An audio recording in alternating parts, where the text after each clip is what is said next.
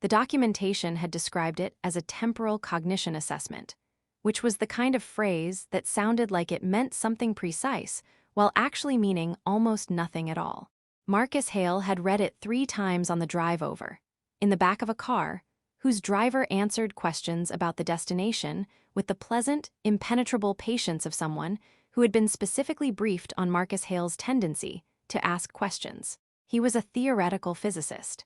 He asked questions professionally. He asked them recreationally.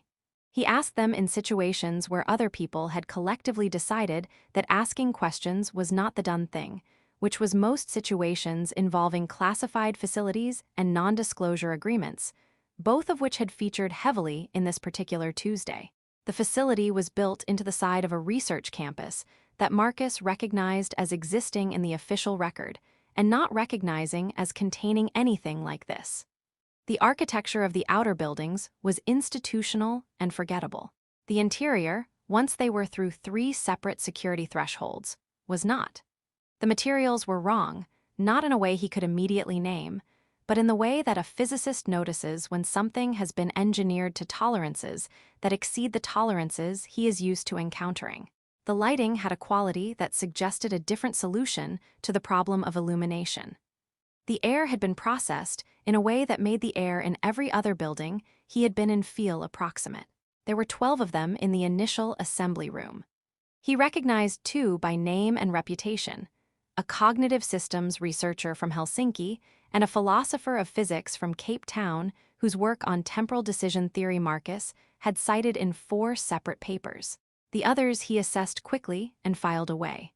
All 12 had been told different things about why they were here, which Marcus established by the simple method of asking everyone within the first 15 minutes. The program director entered the room at precisely 9 o'clock, which suggested either punctuality as a value or punctuality as a demonstration, and Marcus had not yet decided which. She was tall, with the composed, structural authority of someone who had never needed volume to occupy a room. Her hair was dark, worn back with the functional simplicity of someone who had considered the question and resolved it. Her ears curved long and elegant, tapering to fine points that caught the light in a way the room's unusual illumination made quietly remarkable.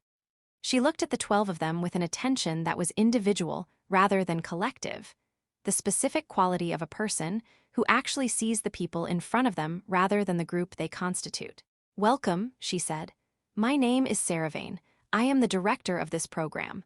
I will answer some of your questions now and the remainder when you have earned the context to understand the answers." Marcus noted that she had correctly predicted there would be questions and had already developed a framework for managing them. He noted this with professional respect and mild wariness. "What are we being assessed for?" he asked. She looked at him for a moment. "That," she said, "is one of the questions in the second category." The first trial was a decision simulation. Marcus sat alone in a clean, instrumented room and was presented, through a haptic interface of Orvathi design that operated with a subtlety no human haptic system had yet achieved, with the following scenario. He knew, with certainty, that a bridge in a city he had visited would fail in 72 hours. He had no formal authority to close it. He had only the knowledge and the question of what to do with it. He made his decision and documented his reasoning, because he always documented his reasoning, and the interface received it, and the session ended. The second trial gave him foreknowledge of a scientific discovery, one that would benefit millions, but whose attribution would go to someone who had reached it through methods Marcus recognized as ethically compromised. He had the information before publication. He had choices. By the 5th trial, he had the shape of the thing. The scenarios were not testing his knowledge of physics. They were not testing his cognitive processing speed or his temporal reasoning in any technical sense. They were testing what he did when he knew something other people didn't. Specifically, whether he hoarded it, weaponized it, shared it, or found a 4th option that the designers had included in the assessment matrix as a variable they were curious about. He requested a meeting with Saravain on the morning of the 3rd day. Her response came within the hour. She would see him at 2 o'clock. No further information.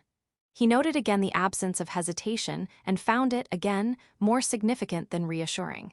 Her office was not the largest space in the facility. but it had the quality of a room that had been used for a long time for things that mattered, the specific density of a space that has absorbed a great number of serious conversations. She was at a desk that held 3 interfaces and a physical document Marcus recognized as a probability chart, though the variables being tracked were in Orvathi notation, and he could read only the structure, not the content. She gestured for him to sit. He sat. "You've identified the pattern in the trials," she said. It was not a question. "Yes," he said. "What do you think the pattern indicates?" "That you're not measuring temporal cognition," he said. "You're measuring what people do with asymmetric knowledge, how they handle knowing something that others don't, whether that knowledge makes them careful or dangerous or generous." He paused. "I want to know why, not what you're measuring. Why these 12 people? Why now?" Saravane looked at him with the attention he had noticed in the assembly room, the individual, unhurried quality of it. He had the sense of someone deciding something, not about him specifically, but about how much a situation required. The silence lasted long enough to be its own kind of answer.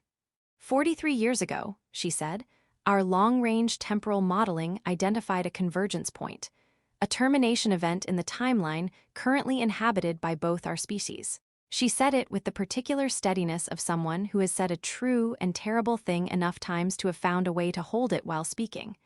Not a natural disaster, not a war. A cascade, a series of decisions, made across both our civilizations over the next 60 years that compound into a terminal outcome.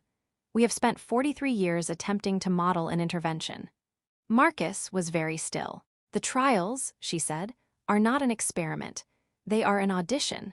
We need human minds who can hold foreknowledge without being deformed by it, who can know the shape of a catastrophe and respond by thinking rather than by acting from fear." She looked at him. "It is, in our experience, a rarer quality than it should be." Marcus sat with this. "How many Orvathi know?" he asked. "Enough to sustain the research," she said. "Few enough to prevent the panic that forecloses the options we are trying to preserve. And the 12 of us? You were selected from a pool of several thousand candidates across disciplines and nations. The final selection weight was heavily influenced by the 5th trial variable. The 4th option," he said. "Yes," she said. He looked at the probability chart on her desk. He could read the structure if not the content, the branching, the convergence points, the terminal nodes marked in a notation whose meaning he could infer from their position. He looked at the shape of the problem the way he looked at any problem, as a thing that had an architecture and therefore had, somewhere within it, a door. "You've been carrying this for 43 years, he said. "My predecessor carried it for 19 before me," she said. "Alone," he said, "not an accusation. In the way that certain responsibilities require," she said. Marcus nodded slowly. He looked at the chart again. "The cascade," he said. "Is it decisions of commission or omission?" She looked at him with something that shifted slightly in quality, not surprise exactly, but the specific attention of someone who has been asked the right question. "Primarily omission," she said. "Things not said, courses not corrected, knowledge not shared at the moments it was needed." He sat with that. The room held its specific density around them. "Then the intervention architecture," he said, "is probably not an event. It's a practice." She was very still. "You don't stop a cascade of omissions with a single action," he said. "You build a counterhabit, across both species. People who share knowledge when it's needed rather than holding it for advantage." He looked at her. "That's what the trials are selecting for. Not heroes, not decision makers. People who can be trusted to tell the truth at the right moment, for the next 60 years, across enough critical junctions to change the compound outcome." The silence this time had a different quality. "You arrived at that," Saravane said carefully, "in approximately 4 minutes. I had context," he said. "You gave me context." She looked at him with the full weight of the attention he had noticed since the first morning. And he understood now what it was, what it had always been. The attention of someone who had been waiting, for a very long time, for someone to give the weight to rather than carrying it in the particular isolation that power, even well-intentioned power, produced.